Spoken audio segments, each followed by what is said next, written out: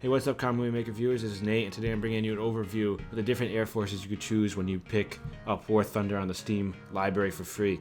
So there's 5 different air forces. You can choose the Americans, the Germans, the Russians, the British, or the Japanese. And so I started off with the Americans, and I've also played some time in the Russians. So I have a little bit of experience with them. But we're going to start with the pros and cons of the Americans.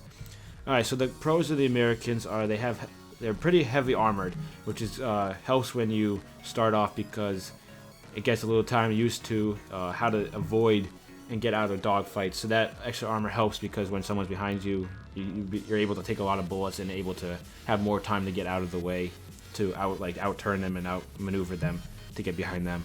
Another pro is they have good later tiered planes, which helps a lot when you get up to the higher tiers, which is also late game. Some cons here are that they have low turn rate, or they have high turn radius time, so they turn slower, which is okay when you have a lot of armor, but if sometimes when you go up against the higher turning planes of the other air forces, you get outmaneuvered so quickly that you almost have no chance.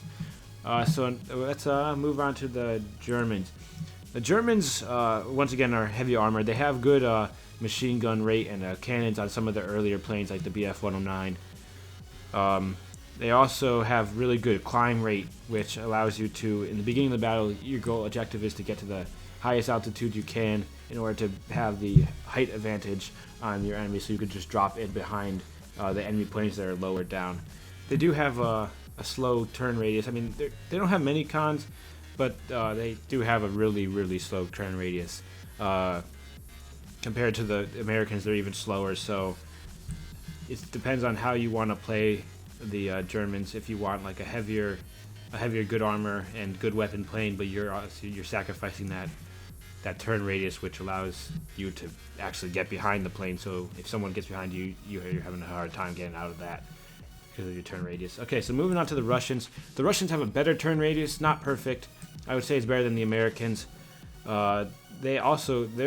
Their planes are extremely highly armed.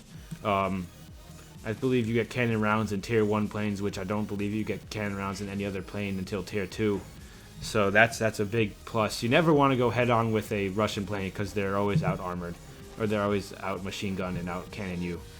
So basically, that's the pro of the Russian armor. They do have less armor than the Americans, which is their con.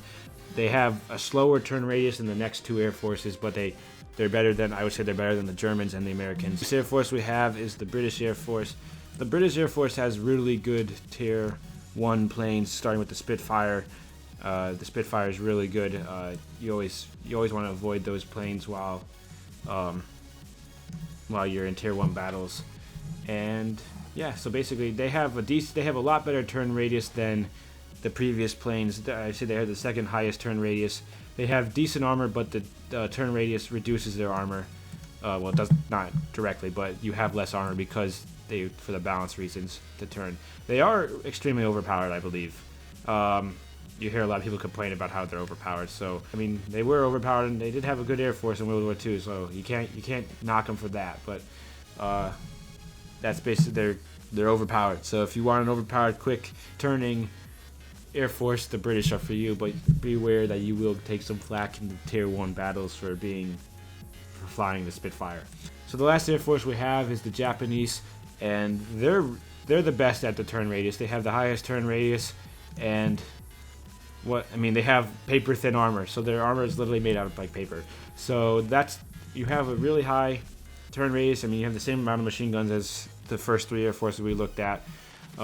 Not the first 2, I should say, not the Russians, but they do have you play them to get a better turn radius, because obviously your armor isn't going to help you in this situation when it's such a low armor. Alright, so I hope this helps you choose what plane or what Air Force you want to play as in the beginning. Of course, you can play as any of the 5 throughout the thing. You just have to start over, and I have 6 airplanes in my Americans because I use my Golden Eagles to get a 6 airplane, so you obviously can't, that doesn't carry over. So you do need to buy different crews. Like I haven't bought crews in the British because I've never actually physically played the British that much that I would want to buy new planes. Alright, but other than that, thanks for watching this video. Make sure to check out our other War Thunder videos in the description below, and have a good day.